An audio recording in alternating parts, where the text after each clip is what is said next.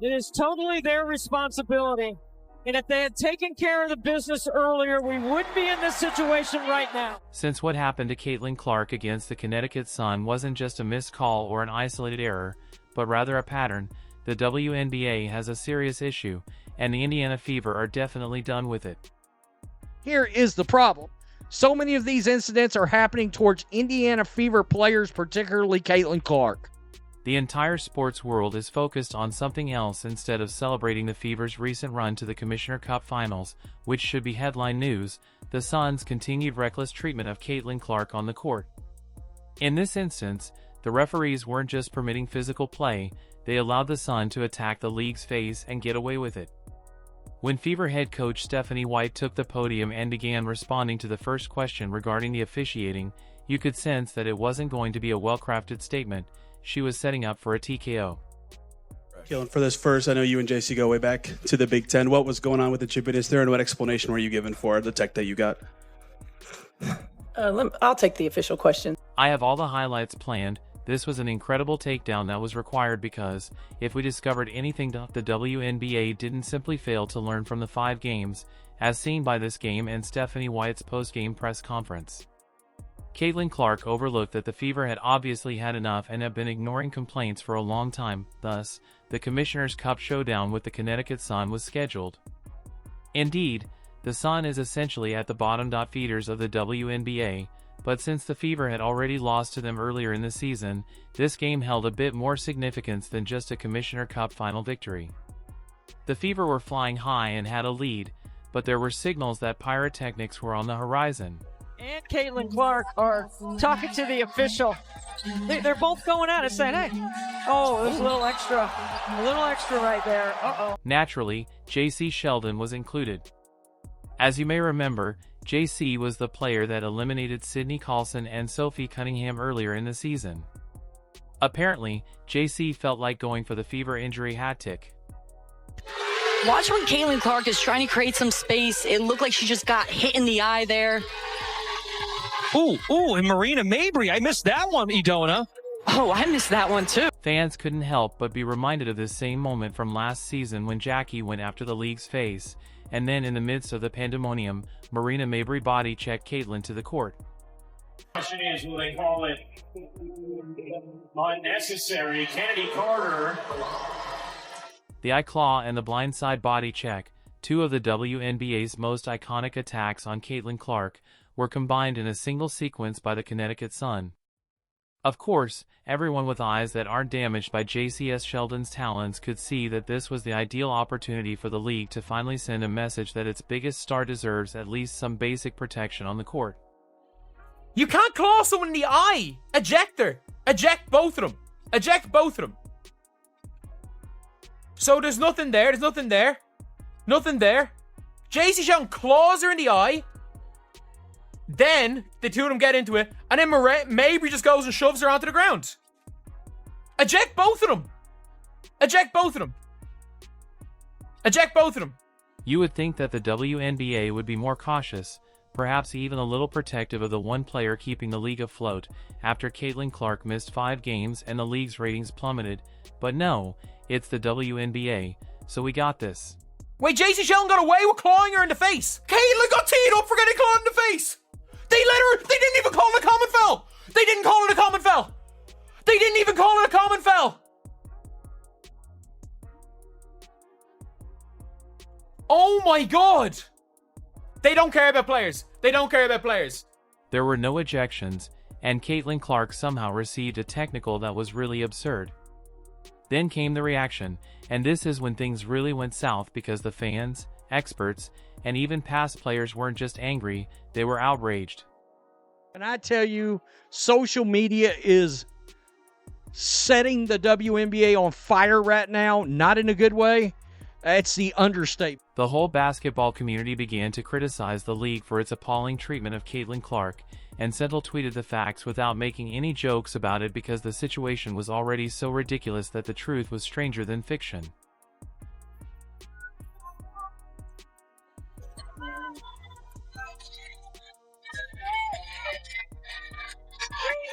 Yeah, it looked like Caitlin got hit hard. both by JC Sheldon and Marina Mabry there. I would not be. It wasn't just a missed call. It felt like a breaking point because when the league's face is being thrown to the ground and she is the one being whistled, something's broken, and even the most composed voices in the room were saying the same thing: something needs to be done. Analysts were truly in complete shock that Marina Mabry wasn't ejected, and you could see it in their faces and hear it in their tone. All right, enough is enough. You know, at some point, the line gets crossed too often where something needs to be done and things need to be corrected. And that is certainly the case with the way things around Caitlin Clark are officiated. This is a constant problem now. You know, it is something that since the beginning, I've kind of like backed off on because physical play is a part of sports. You know, going after a superstar and trying to rough them up a little bit to get in their head is a part of sports. But when it crosses the line, the referees need to do their jobs. They need to do their jobs, blow the whistle, and officiate properly. And the one voice that everyone was waiting for was that of Fever head coach Stephanie White. Spoiler alert, she didn't just talk, she unleashed a full-blown nuke on the WNBA. We'll talk about that in a moment, but first, we can't let Caitlin Clark's tenacity slip through the cracks because, after taking yet another thrashing on national television with the game in hand and the crowd standing, she didn't just end it with a cold-blooded 3 directly over JC Sheldon. You couldn't script that better if you tried. The game. All right. Here is Clark splashing home a 3 from way downtown. And best of all, Caitlin didn't simply swung the dagger, she told them about it. You can see it in the videos from all sides. It wasn't a simple shot, it was a message. With her hand in her face.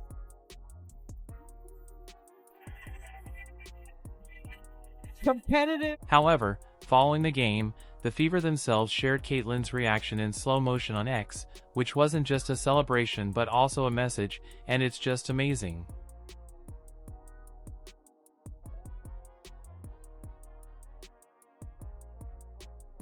Naturally, we also can't overlook this. With the steal. So they're going coast to coast. And here's we got another breakers here as JC Sheldon goes right after Sophie Cunningham. This was precisely what the Fever required.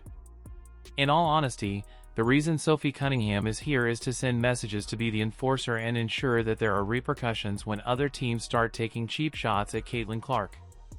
She did this by taking down JCS Sheldon with a hard, clear-cut, flagrant foul that led to a full-on brawl. This was all game, folks. All game. Caitlin Clark and the Indiana Fever were getting checked. All game. The Indiana Fever were getting punked. All game. The referees let this physical style of basketball continue and continue and continue and continue and continue and continue. And eventually, Sophie Cunningham had enough. Yes, that's correct. No more soft responses or giveaways. Sophie made it very evident that the Fever were done being passive, and the audience adored it. However, this is the most important aspect. It is totally their responsibility. That's a hard foul. That's a flagrant foul. And if they had taken care of the business earlier, we would be in this situation right now. How often do you hear broadcast commentators openly criticize the referees for losing control of a game? That's exactly what happened when officials failed to make the calls they should when they failed to neutralize dangerous play early.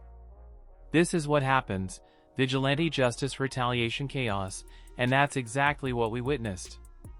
However, the reaction off the court was what everyone was anticipating because Stephanie White had already reacted negatively to the referees earlier this season and was fined for it, but this was something else entirely. This wasn't just poor officiating, it was repeated dangerous abuse of the league's biggest star in front of millions of people, and Stephanie White didn't just speak up, she nuked the WNBA from orbit. There wasn't an explanation for the tech that she got. You know, I think it was pretty obvious that stuff was brewing, right? When the officials don't get control of the ball game, when they allow that stuff to happen, and it's been happening all season long. All season long. It's not just this game. It's been happening all season long. This is what happens, right? This is what happens. You've got competitive women who are the best in the world at what they do, right? And when you allow them to play physical and you allow these things to happen, they're going to compete. and they're going to have their teammates' backs. This is precisely what the commentators were saying as well. The referees totally lost control of the game. They weren't calling obvious fouls or shielding players, and when that happens, the players will take matters into their own hands. That's exactly what the Fever did. The message was very clear. The Fever are done allowing players to take chances with their team. Sophie's actions at the end of the game weren't just retaliation, they were completely necessary and approved. And look, this type of thing occurs frequently in other leagues. Although I am aware that basketball is not hockey, the idea is the same. You pursue the star, and the enforcer intervenes without asking any questions. It is a warning not to approach our star at this time.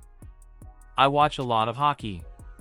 Stephanie White stepped forward to answer the questions herself in an obvious attempt to protect Caitlyn from the media frenzy, but you could tell it was obvious that she was upset, and she then let it go. Can you specifically detail what you mean by get control of the game, just to be in your words? Get control of the game is call the fouls that are actually happening on the floor. Right, and consistently call the fouls that are actually happening on the floor. This wasn't an unexpected development.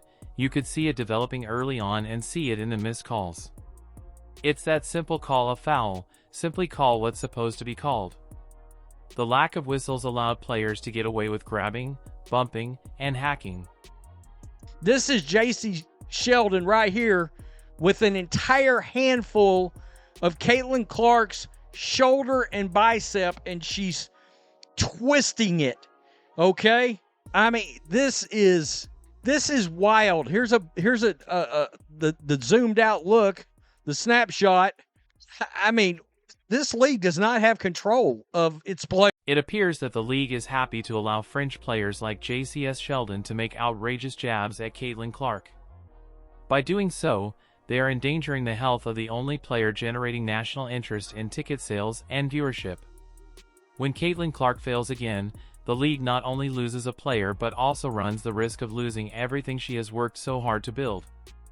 In addition, they are sending a message to all other players in the league that there is no accountability and that you can take cheap shots and get away with it if it's against Caitlin Clark. But let's not forget about Stephanie White, who wasn't done making fun of the referees and the WNBA. Coach, do you think it's something pertaining to your team, or do you think this is a league-wide issue? Well, I've seen quite a few dust-ups in the league so far, so I think it's a league-wide issue. I mean, bad officiating is bad officiating. Now, this is the video that will garner media attention.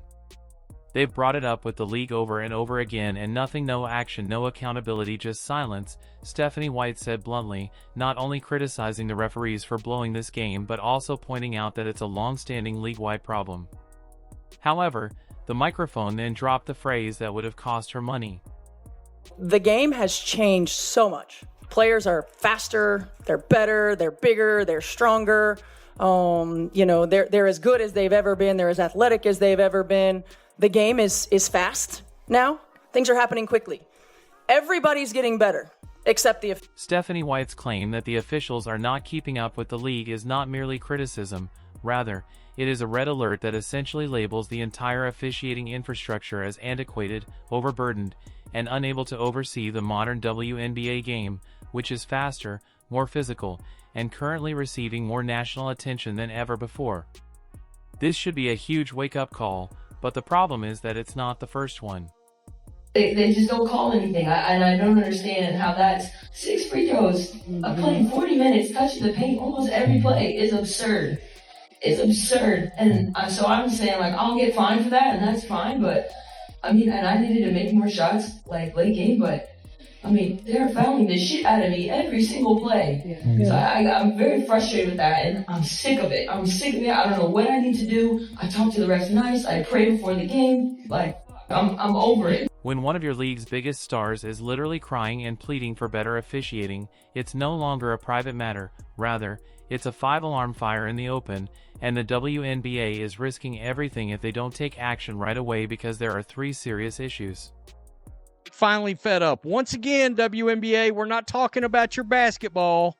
We're talking about the WNBA WWE Raw circus that you got going on right now. First of all, no one is discussing the actual game, the skill on the court, the Fever advancing. Instead, they are discussing the fights, the officiating, the missed calls, and the chaos. While some fans may enjoy some physicality, for serious sports fans, this was a joke. Secondly, if Caitlyn is sidelined for an extended period of time, the WNBA is doomed. It's almost comically delusional that some WNBA players believe they have negotiating power going into the next CBA, given what transpired during just 5 games without Caitlyn Clark. All the owners have to do is say, what if she gets injured again? It's like, we are not committing to this because she can get injured again. If she gets injured again, it's over. Her brief absence may have cut everyone's potential salary growth in half. The owners are aware that they are only one injury away from the league returning to its 2023 level of attendance and ratings, one absence away from losing the momentum they have worked so hard to build, and, finally, the biggest problem is that by refusing to fix the officiating, the league has fueled us versus them mentality between Caitlyn Clark fans and the league itself, as well as between Fever fans and other teams. This is the worst thing that could happen to the WNBA because it means that more than just people are rooting for Caitlyn Clark to win basketball games, even if she is single-handedly increasing the league's value by continuously putting back on her and sneering at her followers. There are individuals who want her to prove the league wrong and continue to shine despite the disrespect to expose the system that obviously doesn't want to accept her. The focus is now on the fuse, and whatever happens next will reveal everything about the league's leadership because, like it or not, they are facing a huge PR crisis and may finally be at a loss for what to do. They have created this culture war in this game, which just took that divide to the next level. However, if you are still here, please leave a comment to let me know that you watched all the way through. Thank you, and I hope to see you again soon.